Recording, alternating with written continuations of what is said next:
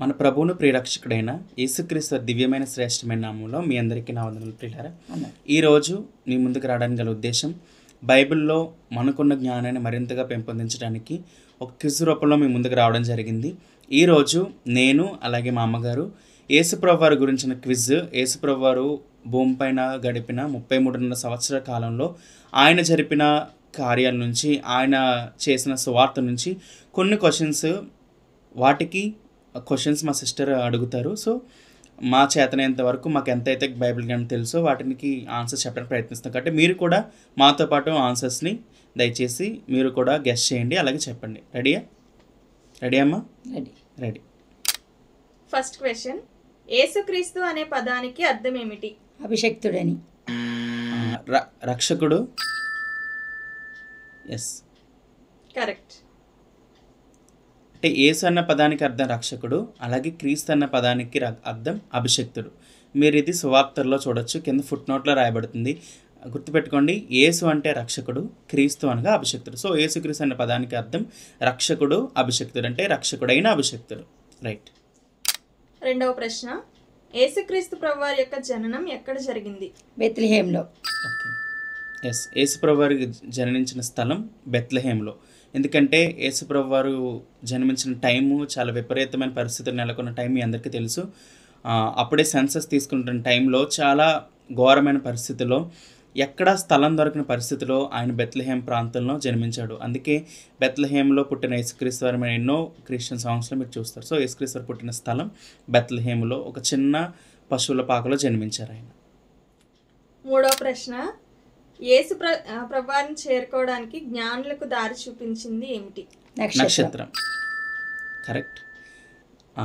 సుమారు కొన్ని వేల కిలోమీటర్ల నుండి జ్ఞానులు వస్తే యేసుప్రభు వారి దగ్గరకు దారి చూపించింది ఒక నక్షత్రం పిల్లరా. ఇప్పటికీ ఎన్నో నక్షత్రాలు మనకు కనబడుతున్నాయి, కానీ ఒకప్పుడు దేవుడు చేసిన గొప్ప కార్యం ఏంటంటే ఆ నక్షత్రం జ్ఞానులకు దారి చూపిస్తే ఆ నక్షత్రాన్ని దాన్ని అనుసరిస్తూ యేసుప్రభు వారి దగ్గరికి చేరుకున్నారు జ్ఞానులు. జ్ఞానులు యేసుక్రీస్తు ప్రభువారికి ఏ కానుకలు సమర్పించారు? సాంబ్రాణి, బంగారము, బోళము. ఈ 3 ఐటమ్స్ని జ్ఞానులు యేసుప్రభు వారి వద్దకు తీసుకొచ్చారు. అంటే 3 ఐటమ్స్ తీసుకొచ్చినంత మాత్రాన ముగ్గురు జ్ఞానులను కాదు, కానీ జ్ఞానులు ఉన్నారు, కానీ వాళ్ళ నెంబర్ ఎంతో తెలియదు. కానీ వాళ్ళు తీసుకొచ్చింది అయితే బంగారము, సాంబ్రాణి, బోళము, ఈ 3 ఐటమ్స్ని తీసుకొచ్చారు. ఫిఫ్త్ క్వశ్చన్, పరిశుద్ధాత్మ ఏ ఆకారంలో యేసుక్రీస్తు ప్రభువారి మీదకి వచ్చింది? పావురం వలె. అంటే పరిశుద్ధాత్మ దేవుడు యేసుప్రభు వారి బాప్తిసం తీసుకున్న తర్వాత ఒక పావుర రూపంలో, అంటే ఒక పావురం వలె ఆకాశం నుండి యేసుప్రభు వారికి వాళ్ళినట్టుగా మనకు కనిపిస్తుంది సువార్తల్లో.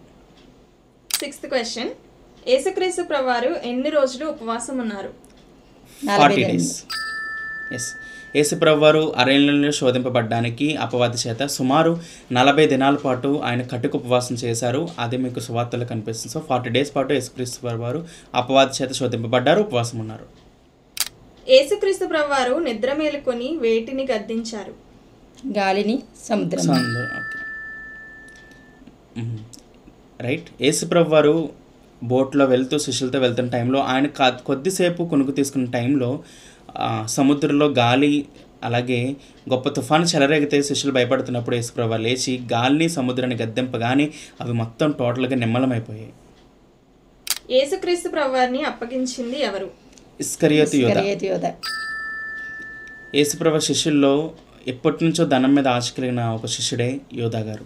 అలాంటి యోధ యేసుప్రభు వారిని 30 వెండి నాణాల కోసం అప్పగించారు. యేసుక్రీస్తు ప్రభువారి శిష్యులు ఎంతమంది? 12 మంది. సో ఈ 12 మంది శిష్యుల్లో రకరకాల వర్గాల వారు ఉన్నారు. సో రకరకాల మందిని యేసుప్రభు వారు పిలిచారు. అందులో పేతురు గారు, యోహాన్ గారు, యాకోబు గారు చాలామంది కనిపిస్తారు. అంటే వివిధ వృత్తుల నుండి వచ్చిన ఈ 12 మంది శిష్యులు మనకు కనబడతారు. ఎక్కువ ముందు ఇంకా యేసుప్రభు వారి శిష్యులు ఉన్నారు, కానీ లాస్ట్కి వచ్చేటప్పటికి యేసుప్రభు వారికి ఉన్న శిష్యుల సంఖ్య 12 మంది మాత్రమే. యేసుక్రీస్తు ప్రభువారు పరలోక రాజ్యపు తాళపు చెవులు ఎవరికి ఇచ్చారు? పేతురు గారికి ఇచ్చారు. ఎస్, అంటే ప్రభువారు యేసుప్రభు వారు పేతురు గారితో చెప్తూ, పేతురు, ఈ బండ మీద నా సంగమును కట్టుదును, ఇదిగో పరలోక రాజ్యపు తాళపు చెవులు నీకు ఇస్తున్నాను అని చెప్తూ పేతురు గారికి ఇస్తారు.